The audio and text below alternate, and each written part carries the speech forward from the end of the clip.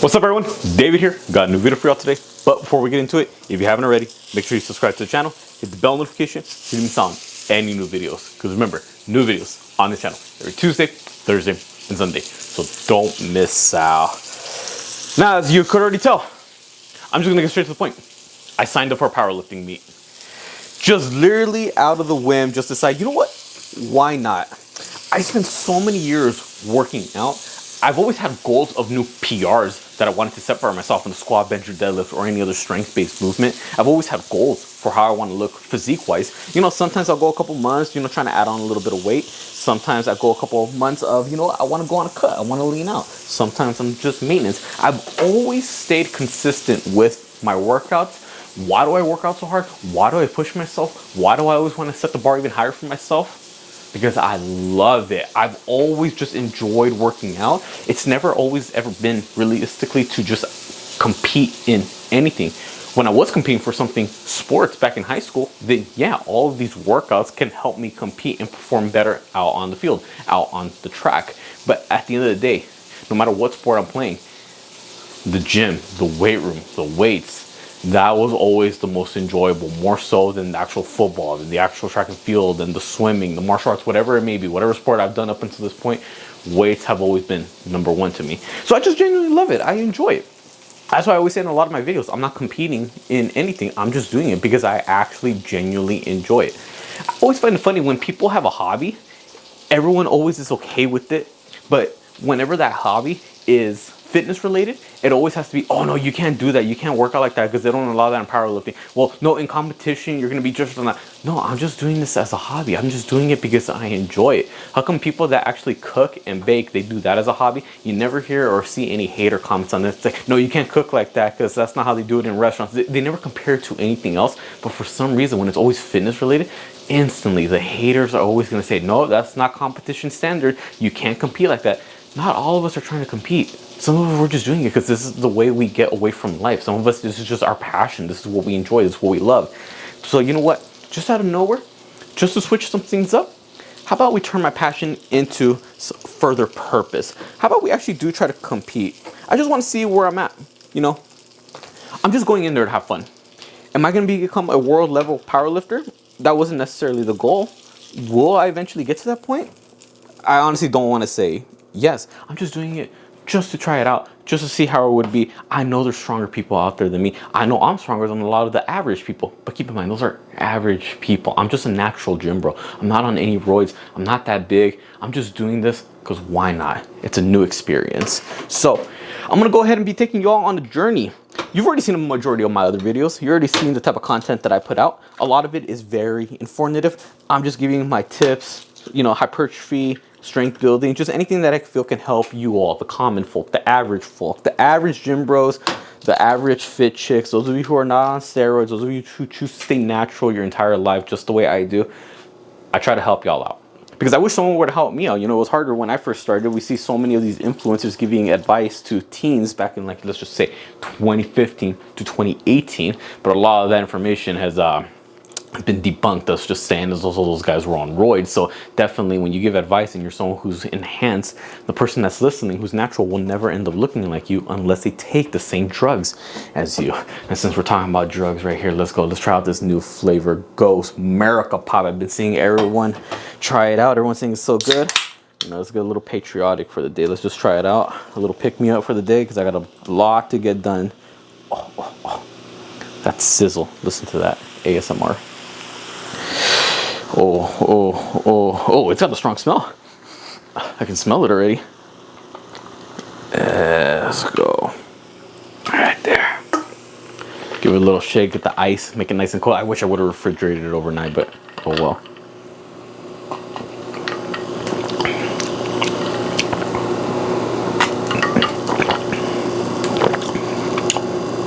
Not bad.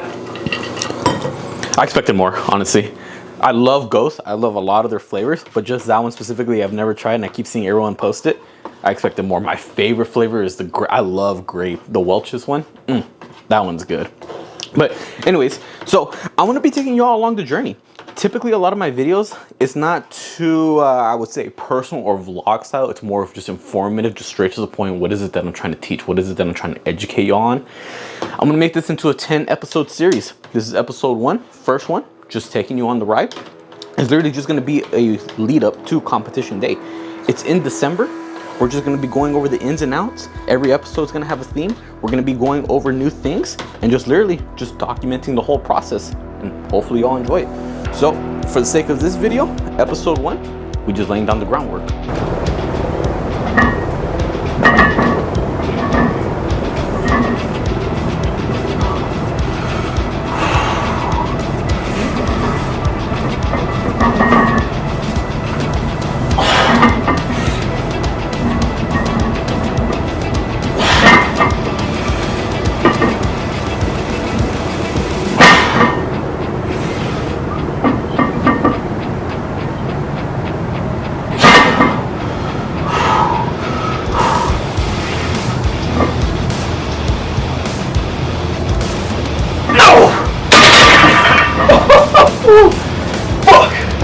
Alright, not the ideal start to the program, but I know death was there for all of them.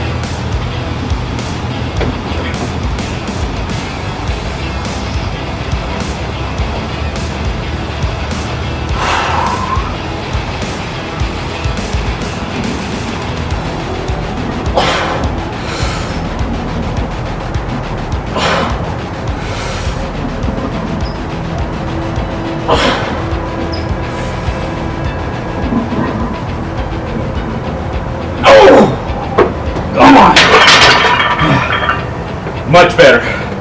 Lowering the weight, making sure I'm hitting depth. I gotta work on these weak points. I heard somewhere they said that the higher you hold yourself to a standard during training, the better you're gonna perform on the platform on competition day. I gotta practice that depth. I refuse to get red lighted for a squat because I didn't get low enough. Putting the ego aside, going a little lighter, making sure I'm trying to go down, getting used to that. I got 15 weeks of practice. Practice makes perfect.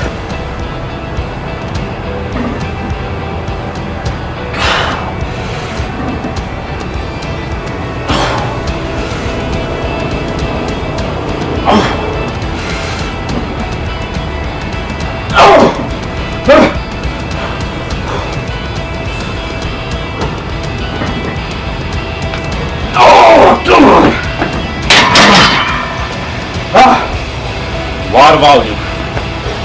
You're laying down the groundwork.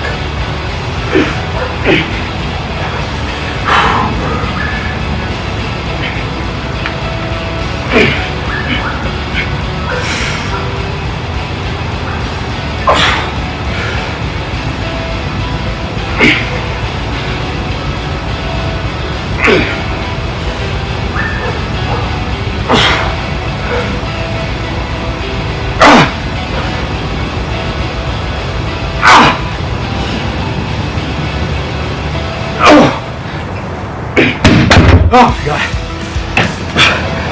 If you have trouble staying upright on your squat and you have a tendency to lean forward, do those. They'll kick your ass.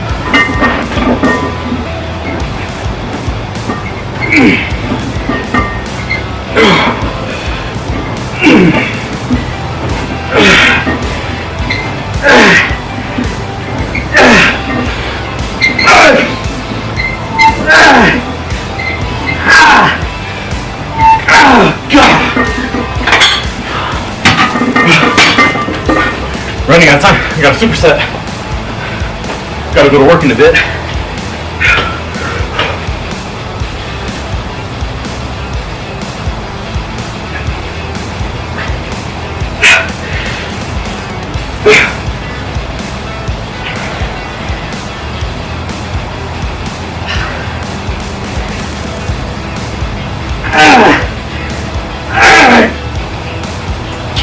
That burns.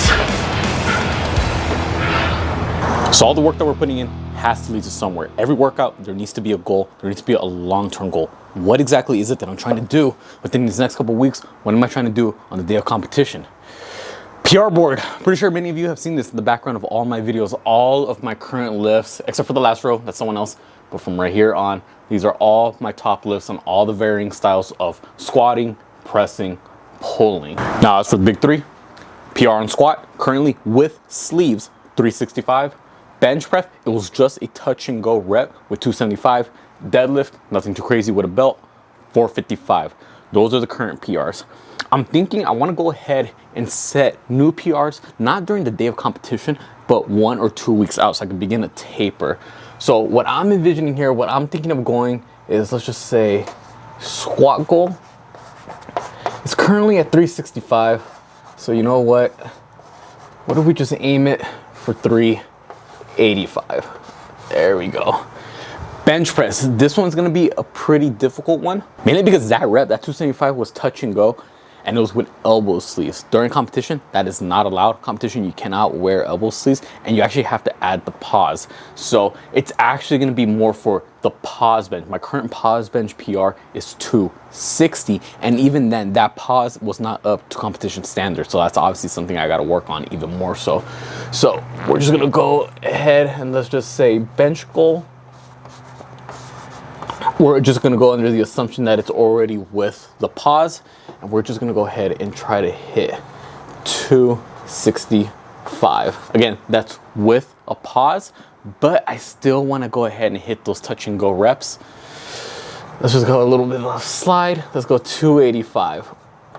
So the primary focus is gonna be that 265 pause, because that's what's gonna be judged on the day of competition, and just regular touch and go bench, 285, just to feed my own ego.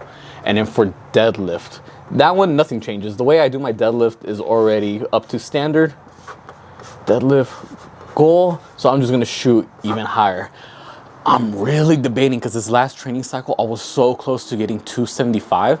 So I'm like, I have 15, 16 weeks. Do I want to continue to do it with 475, or do I want to shoot higher? I feel like all my emphasis is going to go to these two lifts because they're my weaker ones. Deadlift, I can get away with just shooting up even higher if needed. So just for right now, we'll say 475.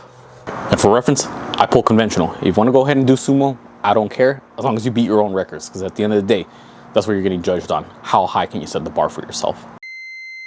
So all three of these will be set relatively 1 or 2 weeks out from competition day, because after I set that PRs, it's really gonna help me figure out what I'm gonna do on the actual day of competition. After these are set, 2 weeks of deload and just really dialing in that last bit of recovery and preparation for the day of competition. But on the day of competition, that's what matters. No one cares what you do in training. It all matters is how you perform on game day. So my total goal, I just want to go ahead and be able to total over 1,000. So I'm just gonna go ahead and put 1,000 pounds. Obviously, all of these already add up to over 1,000. But the thing is, a lot of you, when you do these lifts, what do? You hit all the PRs most likely throughout various days of the week. Obviously, you set your squat PR on leg day, and then the following day, you have your chest day, you hit your bench, and then the following day, you have another leg day or a back day, you do your deadlifts. So it's a big difference hitting PRs on separate dates. You're in the gym, you can take your time, recover as much as you want, no rush whatsoever, using familiar equipment that you're already used to in training. On competition day, it's not the same thing. Not only am I gonna be worrying about not being rested enough, I have to hit all three lifts in the same workout. And not only that, I don't even get to control my own rest breaks, because it's now up to the meet promoter, the competition. They're on a time schedule. They got to get in and out. They got to get through all the lifters, all the weight classes. They got to make sure everything runs smoothly. So it's just going to be nonstop. So it's going to be a big challenge. That's why I said, just for the sake of actual competition day, I don't necessarily have a squat goal or a bench goal or a deadlift goal in terms of exact numbers. I have ranges that I'm trying to hit, but all those ranges collectively will lead up to my big goal of just being able to total over 1,000. Not exactly 1,000, over 1,000. Depending on how well things go, maybe I can push for the uppers, maybe, just maybe breaking 1,100. But again, biggest goal, number one, just get over 1,000. If I can get over 1,050, oh, perfect. And since I just briefly brought up all the different weight classes, what am I going to be competing in? I registered for the 181 weight class, and realistically, I'm right under there. I usually fluctuate between the high 170s and just maybe barely hitting 180. So if I could just stay within that weight range, that would be even better, because then I wouldn't have to worry about the last couple of weeks really cutting down in weight. Because that's one of the biggest things I've been seeing with powerlifters is they always say, is realistically, no one ever asks you, hey, how much weight did you lose, or how much body weight are you? No, they always ask you how strong you are. So is it a competition to see who lifts the most amount of weight, or is a competition to see who can cut the most amount of weight? So I'm really trying to avoid cutting down to 165. I can do it. I lose weight pretty easily, but I just want to be strong. If I could just stay within 181, let's go for it. Look how white my feet are. Jesus Christ, I need to get a tan. So got the Renfo scale. This is what I'm going to be using. The thing I like about this scale is that it measures everything out. So I'm going to be recording it on my phone, so that way you can see where is it that I'm at. Let's go screen record. And the last time I weighed myself, I was at 181.8, but that was towards the end of the day. Right now I have more clothes on, so I might be weighted out a little more. So let's try to lose some body weight. Let's get rid of the shirt.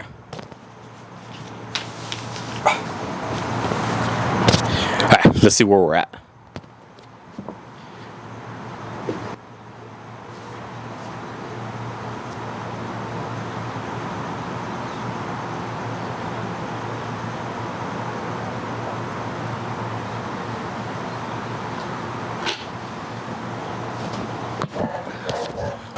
Oh no, there has been a slight change. Yes, it's mine.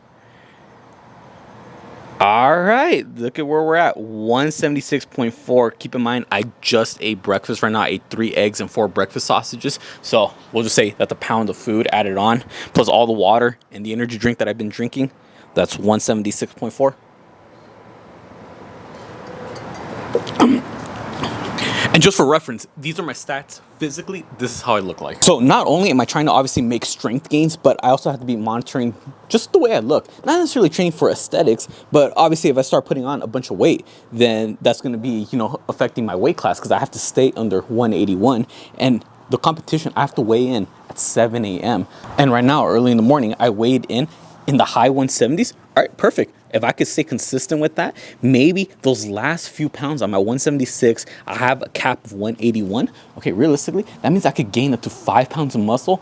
Oh, if I could gain 5 pounds of just lean muscle mass right now, and essentially also lower my body fat, because I do plan on doing a lot more cardio so I can recover better in between those high rep sets on leg day.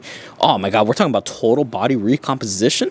I'm gonna look the best on the day of competition, and I'm gonna be performing at my best. And that's the great thing I like about this scale. It's not like typical bathroom weight scales where it only tells you your body weight. No, this one measures it all out for you. This one tells you exactly what all of this body weight consists of. For example, if I were to look through it, obviously the first thing it tells me is my overall body weight, 176.4. But on top of that, it also gives me all the reasons why that body weight is there. So if I were to open up the body fat percentage, it tells me where I'm at, 19.2. I'm right around average. If I can lean out within these next couple of weeks, and it takes me down to the fitness category, all right, good. My waist section won't be so big. My abs will be more defined. My weightlifting belt can fit a little better. I'll just be in better cardiovascular shape.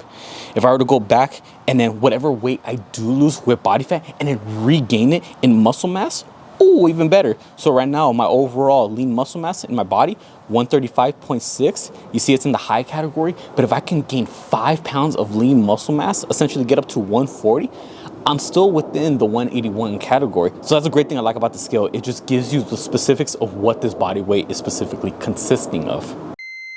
I know what I gotta do.